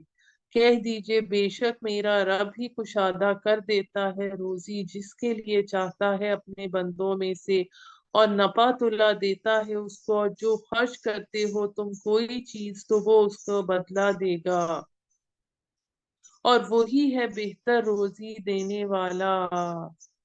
یعنی آخرت میں بھی اس کا 700 گنا یا اس سے بھی زیادہ بدلہ ملے گا، اور دنیا میں بھی دے گا۔ اور جس دن جمع کرے گا ان سب کو، پھر پوچھے گا فرشتوں سے، کیا یہ لوگ تمہاری ہی عبادت کرتے تھے؟ کہیں گے پاک ہے تیری ذات، تو ہی کار ساز ہے ہمارا ان کے مقابلے میں، بلکہ وہ عبادت کرتے تھے جنوں کی، ان کی اکثریت انہی پر ایمان رکھتی تھی۔ یعنی فرشتے کہیں گے ہم تو آپ کے فرما بردار ہیں، غلام ہیں، یہ لوگ تو شیطانوں کی پرستش کرتے تھے، جدھر یہ انہیں ہانکتے ہی ادھر مڑ جاتے تھے، خواہ فرشتوں کا نام لے کر یا کسی نبی اور ولی کا نام لے کر۔ کہیں گے پاک ہے تیری ذات، تو ہی کارساز ہے ہمارا ان کے مقابلے میں، بلکہ وہ عبادت کرتے تھے جنوں کی، ان کی اکثریت انہی پر ایمان رکھتی تھی۔ پس آج نہیں اختیار رکھتا تم میں سے کوئی ایک دوسرے کو نفع کا اور نہ نقصان کا، اور کہیں گے ہم ان سے جنہوں نے ظلم کیا کہ مزہ چکھو دوزخ کے عذاب کا جس کو تم جھٹلایا کرتے تھے۔ اور جب پڑھ کر سنائی جاتی ہیں ان کو ہماری واضح نشانیاں، تو وہ کہتے ہیں نہیں ہے یہ مگر ایک شخص جو چاہتا ہے کہ روک دے تم کو ان سے جن کی عبادت کرتے تھے تمہارے آبا، اور کہتے ہیں نہیں ہے یہ مگر جھوٹ گڑا ہوا۔ اور کہا ان لوگوں نے جو کافر ہیں حق کے بارے میں جب کہ وہ آیا ان کے پاس، نہیں ہے یہ مگر جادو کھلم کھلا، اور نہیں دی ہم نے انہیں ایسی کتابیں جنہیں وہ پڑھتے ہوں، اور نہیں بھیجا ہم نے ان کی طرف تجھ سے پہلے کوئی ڈرانے والا، یعنی 3000 سال سے بنی اسماعیل میں کوئی نبی نہیں آیا تھا۔ اور جھٹلایا انہوں نے جو ان سے پہلے تھے، اور نہیں پہنچے یہ اس کی عشر اشیر کو جو ہم نے دیا تھا انہیں، سو جھٹلایا انہوں نے میرے رسولوں کو، پھر کیسا رہا میرا عذاب۔ یعنی کہ یہ دیکھیں کہ جو قوم عاد تھی اس کی جو شان و شوکت، اس کی جو قد کاٹ، یہ سب چیزیں بتائی جاتی ہیں، تو یہ اب والے لوگوں کو تو اس سے عشر اشیر بھی نہیں ملی جو ان کا دبدبہ تھا۔ کہہ دیجئے جو فرعون کا، لیکن اللہ تعالیٰ نے ان سب کو تباہ کر دیا۔ کہہ دیجئے بس میں تمہیں نصیحت کرتا ہوں ایک بات کی، کہ اٹھ کھڑے ہو اللہ کے لیے دو دو اور ایک ایک، پھر غور کرو، اور نہیں ہے تمہارے ساتھی کو کوئی جنون لاحق، نہیں ہے وہ مگر ڈرانے والا اور تمہیں آنے والے سخت عذاب سے۔ یعنی کہ جو حضرت محمد صلی اللہ علیہ وآلہ وسلم ہیں ان کو جنون نہیں ہے، جس کو جنون ہوتا ہے اس کی الگ نشانیاں ہوتی ہیں۔ تم اکٹھے ہو کر بھی تنہائی میں بھی غور کرو کہ یہ جو تم ان کو مجنون قرار دیتے ہو، ان کو جن کی عقل اور دانش کے تم معترف ہو، جس طرح وہ بعثت سے پہلے عقل و دانا تھے، عاقل اور دانا تھے، اس طرح اب بھی اسی طرح ہے، اس میں کوئی جنون اور دیوانگی کی بات نہیں ہے۔ کہہ دیجئے جو کچھ مانگا ہو میں نے تم سے کوئی صلہ تو وہ تم ہی رکھو، نہیں ہے میرا اجر مگر اللہ کے ذمے، اور وہ ہر چیز پر گواہ ہے۔ کہہ دیجئے بے شک میرا رب القا کرتا ہے حق مجھ پر، جاننے والا ہے پوشیدہ باتوں کا۔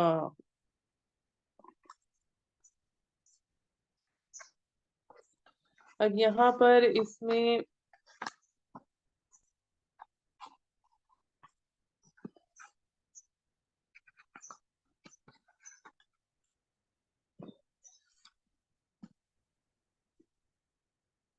اگلی ہم آیت پر چلتے ہیں، آیت نمبر 49۔ کہہ دیجئے آ گیا حق اور نہ پہلی بار پیدا کر سکتا ہے معبود باطل معبود، اور نہ ہی دوبارہ پیدا کر سکتا ہے۔ کہہ دیجئے اگر میں گمراہ ہوں تو بس میری گمراہی کا وبال مجھ ہی پر ہے، یعنی میرے نفس پر ہوگی، اور اگر ہدایت پر ہوں تو اس وجہ سے کہ وہی کی ہے میری طرف میرے رب نے، بے شک وہی سننے والا قریب ہے۔ اور تو دیکھے گا جب گھبرا جائیں گے پھر نہ بھاگ سکیں گے، اور پکڑے جائیں گے کسی قریبی جگہ پر۔ اب یہ وہ انسانوں کی گھبراہٹ اور پریشانی کی وہ کیفیت بیان کی گئی ہے جو ہم سورہ انبیاء کی آیت نمبر 103 میں فزع الاکبر کے نام سے پڑھ چکے ہیں، اور سورہ حج کی ابتدائی آیت میں اس کا اس طرح آیا ہے، ان زلزلۃ الساعۃ شیء عظیم، یقیناً قیامت کا زلزلہ بہت بڑی چیز ہوگی۔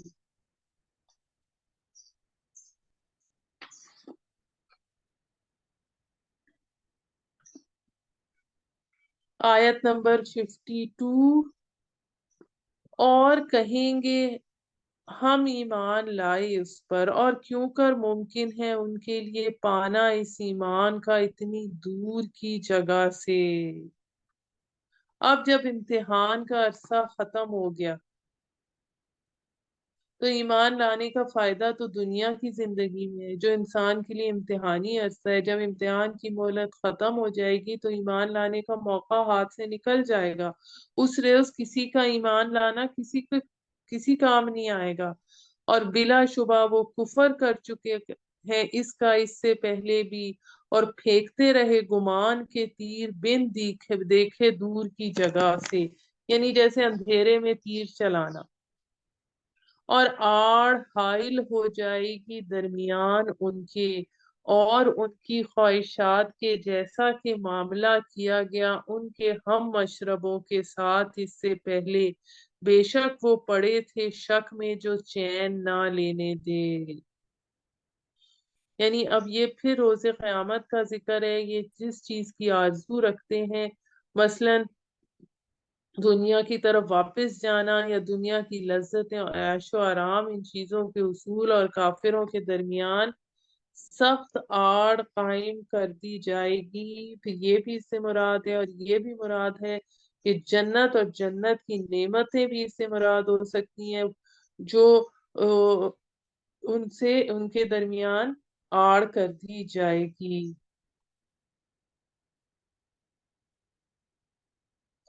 یہاں پر الحمدللہ ہماری سورہ سبا مکمل ہوئی، اور ہم سورہ فاتر کی ابتدا کرتے ہیں۔ بسم اللہ الرحمن الرحیم۔ فاتر کے معنی ہے، لغوی معنی ہے عدم کے پردے کو چاک کر کے کسی چیز کو وجود بخشنے والا۔ سب تعریف اللہ کے لیے ہے، وہی پیدا کرنے والا ہے آسمانوں اور زمین کا، بنانے والا فرشتوں کا جو پیغام رساں ہیں، جو پروں والے ہیں، دو دو اور تین تین اور چار چار، اضافہ کرتا ہے وہ تخلیق میں جیسا چاہتا ہے، بے شک اللہ ہر چیز پر قادر ہے۔ یعنی اللہ تعالیٰ نے جو فرشتے بنائے ہیں ان میں سے بھی کس مختلف پروں کی تعداد ہے، کسی کے دو دو ہیں، کسی کے چار چار ہیں۔ اللہ تعالیٰ نے اپنی مشیت اور حکمت کے مطابق ان میں مختلف صلاحیتیں رکھی ہیں۔ جو کھول دے اللہ لوگوں کے لیے رحمت کے در، تو نہیں ہے کوئی روکنے والا اسے، اور جو کچھ وہ روک رکھے تو نہیں ہے کوئی بھیجنے والا اسے اللہ کے بعد، اور وہی ہے بڑا زبردست بڑی حکمت والا۔ اب یہاں پر رحمت سے مراد نبوت ہے، یعنی اللہ تعالیٰ نے انسان کی ہدایت کے لیے وحی کا جو سلسلہ شروع کیا وہ اللہ کی رحمت کا بہت بڑا مظہر ہے، جیسے کہ ہم سورہ انبیاء کی آیت نمبر 107 میں پڑھ چکے ہیں، وَمَا أَرْسَلْنَاكَ إِلَّا رَحْمَةً لِّلْعَالَمِينَ، اے نبی ہم نے نہیں بھیجا آپ کو مگر تمام جہانوں کے لیے رحمت بنا کر۔ تو بنی نوع انسان کو ایک بڑے امتحان سے پالا پڑا ہے، اللہ نے ان کی آسانی کے لیے نبوت کا دروازہ کھول دیا ہے، اپنے رسول کی شخصیت اور سیرت کو ان کے سامنے رکھ دیا ہے، اور جب اللہ تعالیٰ اپنی حکمت اور مشیت سے نبوت کا دروازہ بند فرماتا ہے تو پھر اسے کھول نہیں سکے گا۔ چنانچہ محمد رسول اللہ صلی اللہ علیہ وآلہ وسلم کے بعد نبوت کا دروازہ ہمیشہ کے لیے بند ہو چکا ہے، اب کوئی نبی نہیں آئے گا، البتہ مختلف ادوار میں نبوت کے جھوٹے دعوے دار جو ہوں گے ان کا دجالوں کی صورت میں ظہور ہوگا۔ آیت نمبر 3، اے لوگو یاد کرو اللہ کا احسان جو تم پر ہے، کیا ہے کوئی اور خالق اللہ کے سوا جو روزی دیتا ہے تمہیں آسمان سے اور زمین سے؟ نہیں کوئی معبود مگر وہی، پھر کہاں الٹے پھرے جاتے ہو؟ اور اگر یہ جھٹلاتے ہیں تجھے تو بے شک جھٹلائے گئے رسول تجھ سے پہلے، اور اللہ کی طرف لوٹائے جاتے ہیں سب معاملات۔ اب یہ جو آگے آیت نمبر 5 آ رہی ہے، یہ سورہ لقمان میں بھی آیت نمبر 33 ہمیں اسی طرح یہی آتا ہے، اے لوگو بے شک اللہ کا وعدہ برحق ہے، سو نہ دھوکے میں ڈالے تمہیں دنیا کی زندگی اور نہ دھوکا تو دے تمہیں اللہ کے بارے میں دھوکے باز، یعنی یہ جو شیطان جو اللہ کی شان غفاری کے حوالے سے انسان کو دھوکے میں ڈالتا ہے یہ اس حوالے سے ہے، اور اس کے علاوہ یہ دنیا بھی جو ہے وہ دنیا بھی جو ہے وہ دھوکے کا سامان ہے۔ اس کے حوالے سے ہم سورہ آل عمران میں پڑھ چکے ہیں، وَمَا الْحَيَاةُ الدُّنْيَا إِلَّا مَتَاعُ الْغُرُورِ، اور دنیا کی زندگی تو اس کے سوا کچھ نہیں کہ صرف دھوکے کا سامان ہے۔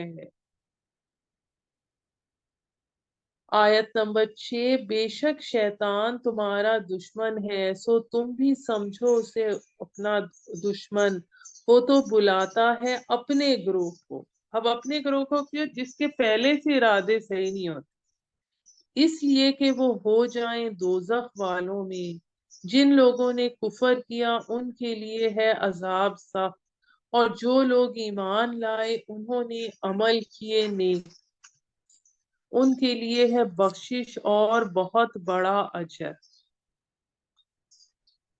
بھلا وہ شخص کے خوشنما بنا دیے گئے اس کے لیے برے کام پھر سمجھے انہیں بھلے ایمان والا ہے؟ پس اللہ گمراہ کرتا ہے جسے چاہے اور ہدایت دیتا ہے جسے چاہے، اس کے معنی یہ بھی ہے جو چاہتا ہے کہ ہدایت پائے، اور نہ جاتی رہے تیری جان ان لوگوں پر پچھتا پچھتا کر، بے شک اللہ خوب جانتا ہے اسے جو وہ کرتے ہیں۔ اب وہ شخص جس کے لیے خوشنما بنا دیے برے کام، یہ آج کل کے حوالے سے جو کلچر ہے، ثقافت کے نام پر جو بے حیائی کی جاتی ہے، اس کے حوالے سے یہ بات پوری آتی ہے، اور اللہ ہی ہے جو بھیجتا ہے ہواؤں کو، پھر وہ اٹھاتے ہیں بادل، پھر ہم ہانک لے جاتے ہیں انہیں ایک بنجر علاقے کی طرف، پھر ہم زندہ کرتے ہیں اس سے زمین کو بعد اس کے بنجر ہو جانے کے، اس طرح ہوگا جی اٹھنا۔ جو کوئی چاہتا ہے عزت تو اللہ ہی کے پاس ہے عزت ساری کی ساری، اسی کی طرف بلند ہوتا ہے پاکیزہ کلام، یعنی اچھی دعوت اور نیک عمل، جس کے ساتھ یعنی عداوت کے ساتھ عمل بھی ہو اس سے، اور نیک عمل اس سے اوپر اٹھاتا ہے، اور جو لوگ چالیں چلتے ہیں بری ان کے لیے ہے عذاب سخت، اور اسی کی اس چال ہی نابود ہوگی۔ اور اللہ ہی نے پیدا کیا تمہیں مٹی سے، پھر نطفے سے، پھر بنایا تمہیں جوڑے جوڑے، اور نہیں حاملہ ہوتی کوئی مادہ، اور نہ ہی جنتی ہے وہ مگر اس کے علم سے، اور نہیں عمر پاتا کوئی بڑی عمر والا، اور نہ گھٹتی ہے اس کی عمر مگر یہ ہے کتاب میں، بے شک یہ بات اللہ کے لیے آسان ہے۔ اور نہیں ہے یکساں دونوں دریا، یہ شیریں پیاس بجھانے والا خوشگوار پینے میں، اور یہ کھاری ہے کڑوا، اور ہر ایک میں سے کھاتے ہو تم گوشت، یعنی کھاری پانی کی مچھلی کھاری نہیں ہے، اور تازہ بتازہ، اور نکالتے ہو زیور جسے تم پہنتے ہو یعنی موتی، اور دیکھتے ہو تم کشتی کو اس میں پانی پھاڑتی ہوئی، تاکہ تلاش کرو تم اللہ کا فضل، اور تاکہ تم شکر گزار بنو۔ وہ داخل کرتا ہے رات کو دن میں، اور داخل کرتا ہے دن کو رات میں، یعنی کبھی دن بڑا ہوتا ہے راتیں چھوٹی ہوتی ہیں، کبھی راتیں بڑی ہوتی ہیں دن چھوٹا ہو جاتا ہے، اور اسی نے مسخر کر رکھا ہے سورج اور چاند کو، ہر ایک چلتا ہے ایک معین وقت تک، یہی ہے اللہ تمہارا رب، اسی کی بادشاہی ہے، اور جن کو تم پکارتے ہو یعنی جن کو تم نے اور اپنے گاڈ اینڈ گاڈیسز بنا رکھا ہے اس کے سوا، نہیں ہے وہ مالک کھجور کی گٹھلی کے چھلکے کے بھی، یعنی کہ جو کھجور کی گٹھلی کے جو باریک سی جھلی لگی ہوتی ہے، کیونکہ ان کی زیادہ کھجور ہی کھانا تھا، کھاتے تھے عرب والے، اس لیے اس حوالے سے مثالیں آتی۔ اگر پکارو انہیں تم تو نہ سنیں گے وہ تمہاری پکار، اور اگر سن بھی لیں تو نہ جواب دے سکیں گے تمہیں، اور روز قیامت وہ انکار کریں گے تمہارے شرک کا، اور نہ خبر دے گا تجھ کو اللہ باخبر کی مانند۔ اے لوگو تم محتاج ہو اللہ کے، اور اللہ ہی بے نیاز ستودہ صفات ہے، اگر وہ چاہے تو لے جائے تم کو اور لے آئے نئی مخلوق، نہیں اور نہیں ہے یہ اللہ کے لیے دشوار۔ وَلَا تَزِرُ وَازِرَةٌ وِزْرَ أُخْرَىٰ، اور نہیں اٹھائے گا بوجھ کوئی اٹھانے والا بوجھ کسی اور کا، اگر پکارے کوئی بوجھ سے لدا ہوا اپنے بوجھ کے لیے تو نہ اٹھائے گا کوئی اس میں سے کچھ بھی، اگرچہ وہ ہوں اس کے قرابت دار۔ 1 منٹ ہولڈ کیجیے گا۔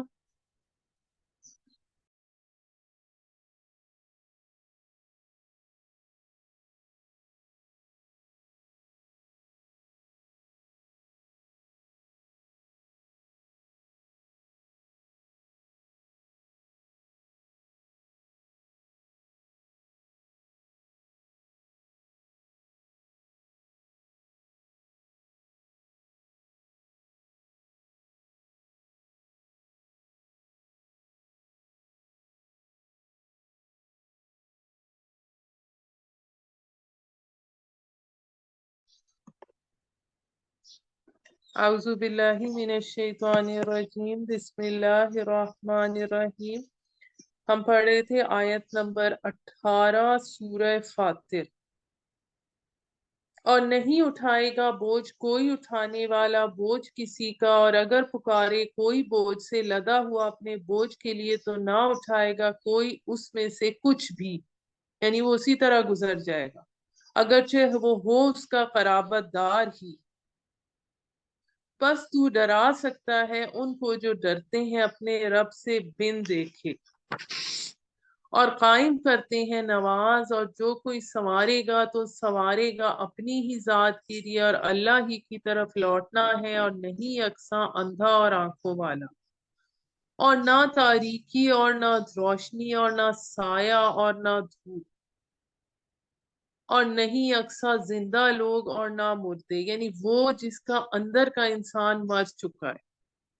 اب ابو جہل جیسے حیوان ہے، حیوان کیونکہ اس کے اندر کا انسان مر چکا ہے، بے شک اللہ سناتا ہے جس کو چاہے، اور نہیں تو سنا سکتا ان کو جو قبروں میں ہے،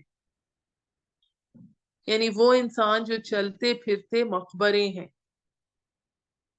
اور نہیں ہے تو مگر ڈرانے والا، بے شک بھیجا ہم نے تجھے حق کے ساتھ بشارت دینے والا اور ڈرانے والا، اور نہیں کوئی امت مگر گزرا اس میں ایک ڈرانے والا۔ اگر یہ جھٹلاتے ہیں تجھے تو بے شک جھٹلایا ان لوگوں نے جو ان سے پہلے تھے، آئے ان کے پاس ان کے رسول نشانیوں، صحیفوں اور روشن کتاب کے ساتھ، پھر پکڑا میں نے ان لوگوں کو جنہوں نے کفر کیا تھا، پھر کیسا رہا ان پر میرا عذاب۔ کیا نہیں دیکھا تو نے کہ اللہ نے برسایا آسمان سے پانی، پھر نکالے ہم نے اس کے ذریعے سے پھل مختلف رنگوں کے، پہاڑوں میں گھاٹیاں ہیں سفید اور سرخ۔ اب یہاں پر آپ کا وہ کلرز کا جو بات ہو رہی تھی، بیزن و حمرن، سفید اور سرخ رنگوں کی، اور گہری سیاہ اور سود، برابیب سود یعنی کہ جیسے کوے کی طرح سیاہ۔ تو یعنی پہاڑ جو ہیں ان میں بھی مختلف رنگوں کی دھاریاں ہیں، سفید رنگ کی، سرخ رنگ کی، اور گہری سیاہ رنگ کی۔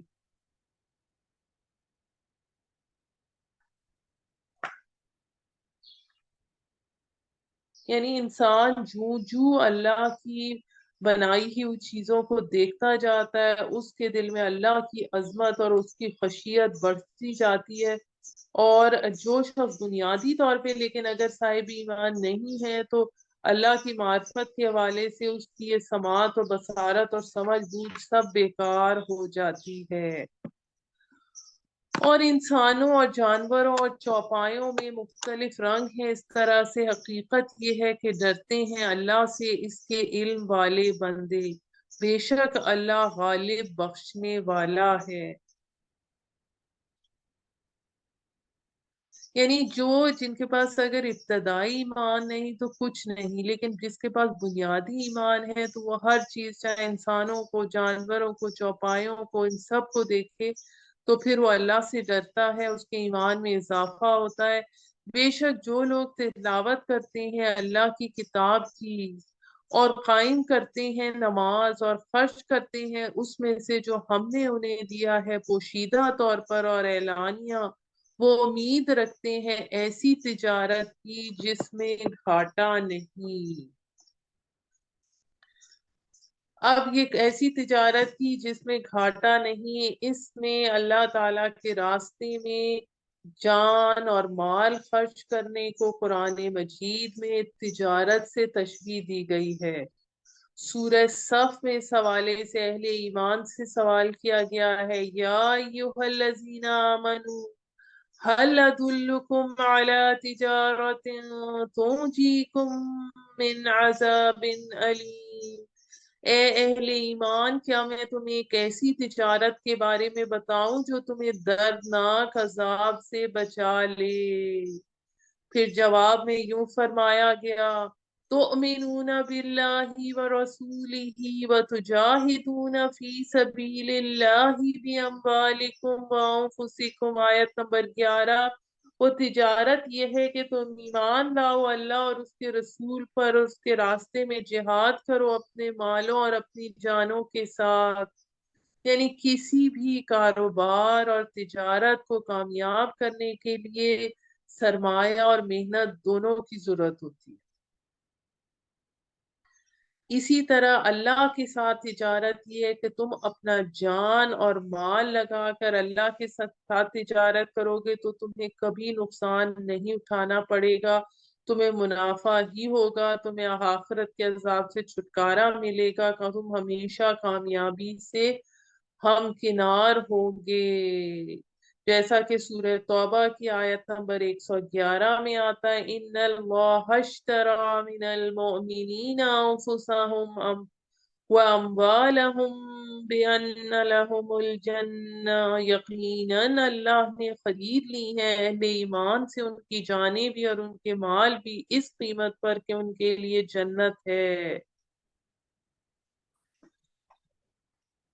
آیت نمبر 30 تاکہ پورا پورا دے انہیں ان کا اجر اور زیادہ دے انہیں اپنے فضل سے، بے شک وہ بخشنے والا قدردان ہے۔ اور جو وحی کی ہے ہم نے تیری طرف وہ حق ہے، تصدیق کرنے والی ان کی جو اس سے پہلے موجود ہیں، بے شک اللہ ہی اپنے بندوں کی خبر رکھنے والا، دیکھنے والا ہے۔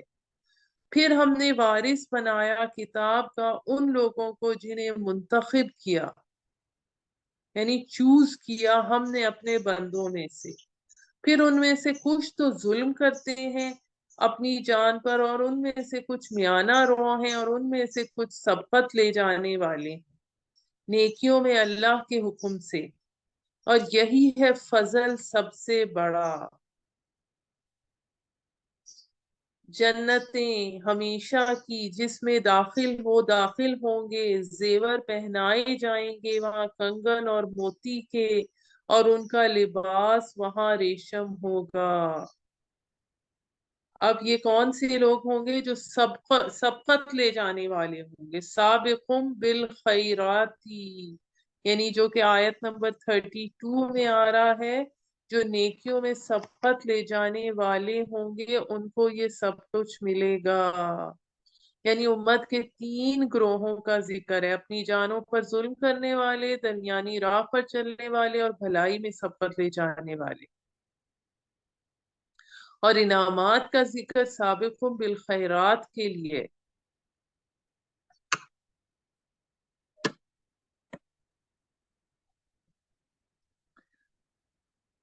آیت نمبر 34، وہ کہیں گے شکر ہے اللہ کا جس نے دور کر دیا ہم سے رنج، بے شک ہمارا رب بخشنے والا قدردان ہے۔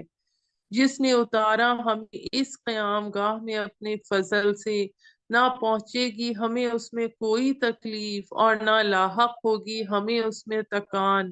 اور جن لوگوں نے کفر کیا ان کے لیے ہے جہنم کی آگ، نہ تو قضا ہی آئے گی ان کو کہ وہ مر جائیں، اور نہ ہی ہلکا کیا جائے گا ان پر سے عذاب۔ اس طرح بدلہ دیتے ہیں ہم ہر کفر کرنے والے کو۔ اور وہ چلائیں گے اس میں، اے ہمارے رب نکال ہمیں کہ عمل کریں ہم نیک، برخلاف اس کے جو ہم کرتے رہے۔ کیا ہم نے نہیں دی تھی تم کو اتنی عمر کے نصیحت پکڑتا، اس میں جو نصیحت پکڑنا چاہتا، جبکہ آیا تمہارے پاس ڈرانے والا بھی۔ نہیں تمہیں اتنی لمبی تو عمر دی گئی تھی، اب مزہ چکھو عذاب کا کہ نہیں ہے ظالموں کا کوئی مددگار۔ بے شک اللہ جانتا ہے بھید آسمانوں کے اور زمین کے، بے شک وہی واقف ہے اس سے جو سینوں میں ہے۔ وہی ہے جس نے بنایا تم کو جانشین زمین میں، پھر جو کوئی کفر کرے گا اسی پر ہوگا وبال اس کے کفر کا، اور نہ بڑھائے گا کافروں کے لیے ان کا کفر ان کے رب کے ہاں مگر اس کے غضب کو، اور نہ اضافہ ہوگا کافروں کے لیے ان کے کفر کے سبب مگر گھاٹے میں۔ کہہ دیجئے بھلا دیکھو تو اپنے ان شریکوں کو جنہیں تم پکارتے ہو اللہ کو چھوڑ کر، مجھے دکھاؤ کیا پیدا کیا ہے انہوں نے زمین سے، یا ان کی شرکت ہے آسمانوں میں، یا دی ہے ہم نے انہیں کتاب تو وہ اس کی واضح دلیل پر ہیں۔ یعنی ایسی کوئی کتاب ہے جس سے انہوں نے اپنے عقائد اخذ کیے ہیں؟ نہیں، بلکہ نہیں وعدہ کر رہے یہ ظالم لوگ ایک دوسرے سے مگر محض فریب والے۔ بے شک اللہ روکے ہوئے آسمانوں اور زمین کو اپنی جگہ سے ٹل جانے سے، اور اگر وہ ٹل جائیں تو نہ روک سکے گا انہیں کوئی بھی اس کے سوا، بے شک وہی ہے بڑا بردبار بڑا بخشنے والا۔ اور وہ قسمیں کھایا کرتے تھے اللہ کی کڑی قسمیں کہ اگر آیا ان کے پاس کوئی ڈرانے والا، یعنی کہ وہ حضور صلی اللہ علیہ وآلہ وسلم کے آنے سے پہلے قسمیں کھاتے تھے تو زیادہ ہدایت یافتہ ہوں گے ہر امت سے۔ پھر جب آ گیا ان کے پاس ایک ڈرانے والا تو نہ بڑھی ان میں مگر نفرت، بوجہ تکبر کے کہ زمین میں اور بری چالیں چلنے کے، اور نہیں گھیرتی بری چال مگر خود کرنے والے کو ہی۔ بس نہیں انتظار کرتے یہ لوگ مگر پہلوں کے طریقوں کا، تو ہرگز نہ پائے گا اللہ کے طریقے میں کوئی تبدیلی، اور نہ ہرگز پائے گا تو اللہ کے طریقے کو ٹلتا ہوا۔ یعنی اللہ کا دستور مجرموں کی نسبت سزا دینے کا ہی رہا ہے، وہ بدلنے کا نہیں۔ کیا وہ نہیں چلے پھرے زمین میں کہ دیکھتے کیسا ہو چکا انجام ان کا جو ان سے پہلے ہو گزرے ہیں، حالانکہ وہ تھے بڑھ کر ان سے قوت میں، اور نہیں اللہ ایسا کہ عاجز کرے اسے کوئی چیز آسمانوں میں اور نہ زمین میں، بے شک وہ ہے علم والا قدرت والا۔ اور اگر مواخذہ کرتا اللہ لوگوں کا ان کی بدعمالیوں پر تو نہ چھوڑتا زمین پر کوئی چلنے پھرنے والا، بلکہ مہلت دیتا ہے انہیں مقررہ وقت تک۔ یعنی اللہ کو سب کے جرائم کا علم ہے مگر وہ مہلت دیتا ہے، پھر جب آ جائے گا ان کا وقت تو بے شک اللہ اپنے بندوں کو دیکھ رہا ہے۔ یہاں پر الحمدللہ ہماری سورہ فاتر مکمل ہوئی، اور اس کے بعد ہماری شروع ہوتی ہے سورہ یاسین۔ سورہ یاسین کے حوالے سے میں آپ کو بتاتی چلوں، کس مسند احمد کی حدیث ہے کہ نبی کریم صلی اللہ علیہ وآلہ وسلم نے فرمایا سورہ یاسین قرآن کریم کا دل ہے، اور جو آدمی اللہ اور آخرت کے گھر کا ارادہ کرتے ہوئے اس کی تلاوت کرے اسے بخش دیا جاتا ہے، اور اپنے قریب الموت لوگوں پر اس کی تلاوت کیا کرو۔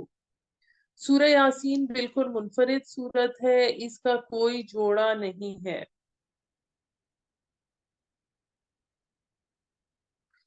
اس سے پہلے جو ہم گروپس پڑھ چکے ہیں ان میں سورہ پہلے دو گروپس، یعنی جن میں پہلے گروپ میں سورہ انعام اور اعراف، اور دوسرے میں سورہ یونس سے سورہ مومنون تک 14 جو مکی صورتیں ہیں، ان سب میں بنیادی موضوع جو ہے ایمان بالرسالت ہے،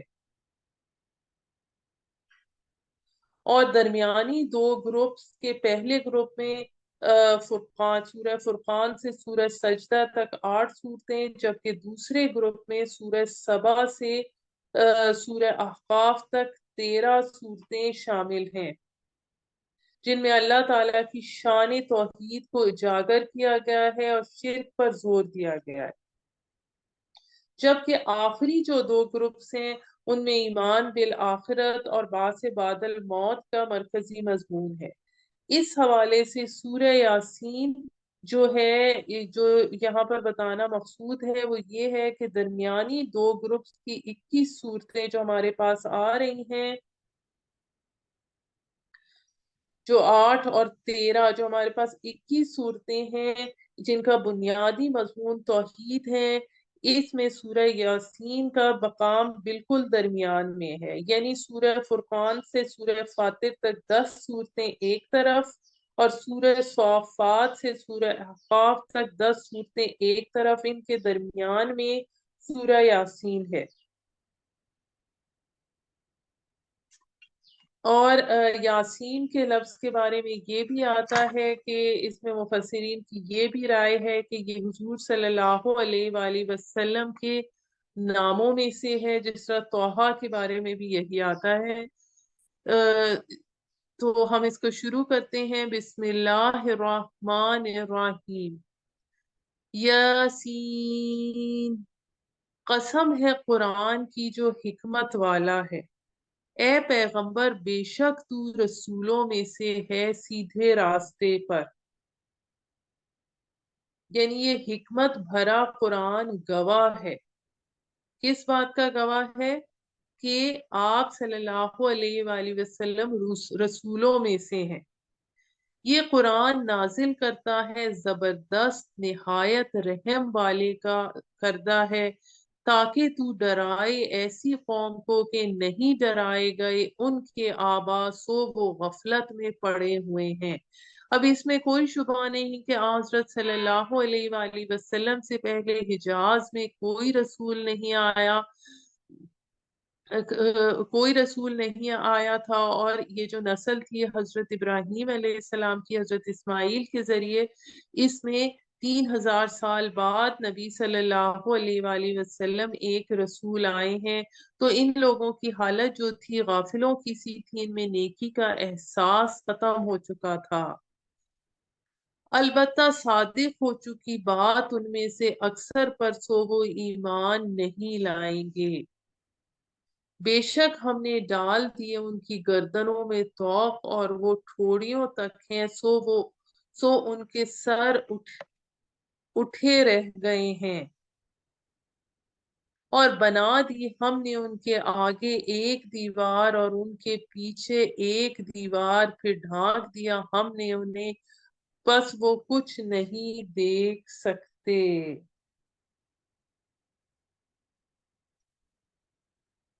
یعنی اللہ کی راہ معرفت اور حق کی پہچان کے لیے انسان کو رہنمائی چاہیے، تو اس کے لیے ہر طرف اللہ کی جو اعلیٰ الہ ہیں، ہر جگہ اللہ کے سامنے ہیں، ایام اللہ ان کے پیچھے ہیں، لیکن یہ لوگ ایسے ہیں کہ نہ تو یہ اعلیٰ الہ سے استفادہ حاصل کرتے ہیں، اور نہ ہی التذکیر بن ایام اللہ سے کچھ سبق حاصل کرتے ہیں۔ یہ وہ لوگ ہیں جن کی آنکھوں کے سامنے دیوار حائل ہو چکی ہے، وہ اللہ کی بڑی سے بڑی نشانی نہیں دیکھ سکتے، ان کے پیچھے بھی دیوار کھڑی ہے، یوں وہ تاریخ اور اقوام ماضی کے حالات سے بھی کسی قسم کا سبق حاصل کرنے سے قاصر اور معذور ہیں۔ یکساں ہے ان کے لیے کہ آپ انہیں ڈرائیں یا نہ ڈرائیں۔ یہ سورہ بقرہ کی آیت نمبر 6 جو ہے اس سے بالکل ملتی جلتی ہے۔ تو بس ڈرا سکتا ہے اسے جو چلے نصیحت پر اور ڈرے رحمان سے بن دیکھے، سو خوشخبری دے دیجئے اسے مغفرت کی اور باعزت صلہ کی۔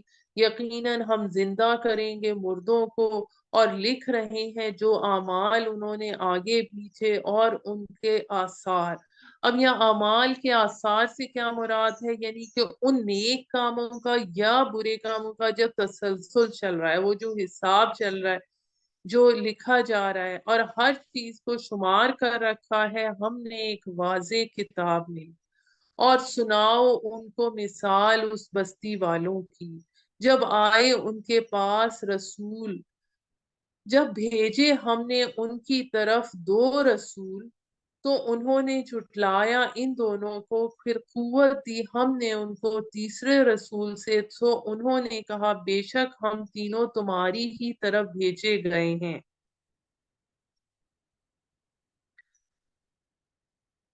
اب یہاں پر ہمارے پاس جو بات آ رہی ہے، اس کے بارے میں عام رائے ہے یہ جو 2 حضرات تھے یہ کسی رسول کے رسول تھے، یا یہ بھی ممکن ہے کہ اللہ کی طرف سے اس وقت کے رسول کسی دوسرے مقام پر موجود ہوں، اور انہوں نے اپنے شاگردوں کو کسی خاص بستی کی طرف دعوت کے لیے بھیجا ہو۔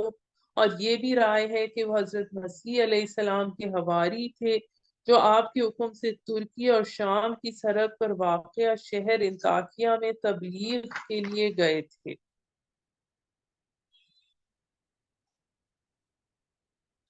وہ کہنے لگے، پھر جب بھیجے ہم نے ان کی طرف 2 رسول، تو انہوں نے جھٹلا دیا ان دونوں کو، پھر قوت دی ہم نے ان کو تیسرے رسول سے، تو انہوں نے کہا بے شک ہم تینوں تمہاری طرف بھیجے گئے ہیں۔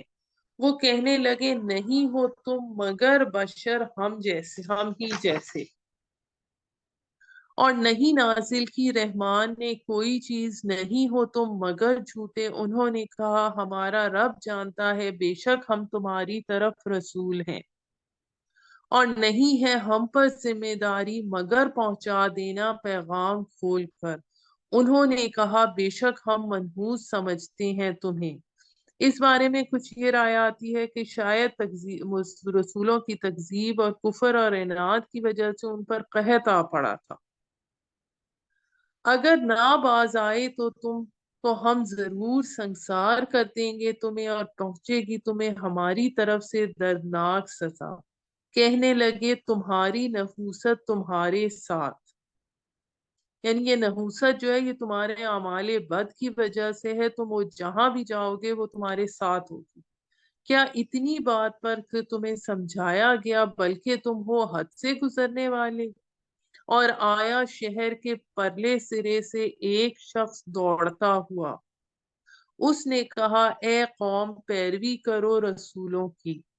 اس شخص کے بارے میں یہ نام آتا ہے حبیب نجار کے نام سے، جو شہر کے قریب ایک غار میں عبادت کرتا تھا۔ جب اس نے پیغمبروں کے آنے کا حال سنا تو شہر میں دوڑتا ہوا آیا اور وہاں کے لوگوں کو تلقین کرنے لگا کہ پیغمبروں کی اطاعت کرو اور ان کی ہدایتوں پر چلو۔